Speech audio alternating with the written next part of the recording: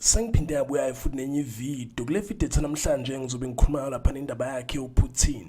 Kodwa before ngidlule phambili ecela ungakhohlwa nje ukuthi ulike and usubscribe kuyo le channel kuze uhlezi updated ngezinto ezenzeka khona eMzansi. Njengoba sengishilo ukuthi sokhuluma ngaye uPutin, senginesikhathi impela kuzalo sizwe kuthiwa khona uPutin kodwa asazi sambona uPutin.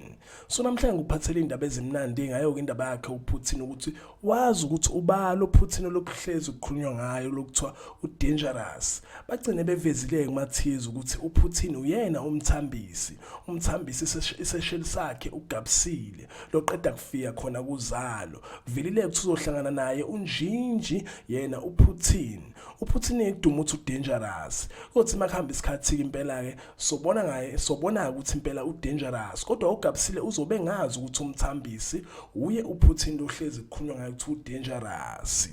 So bengifuna ukutshela ke indaba yakhe uPutin ku-update ukuthi ahlahle ubalo uPutin ukukhulunywa ngayo. Ngizobuya namathiza ngikutshele ngeinkandali zakhe uPutin into ezokwenzakala nje ukuzala ungamehle okumele ahlahle uyilindele ngaye uPutin.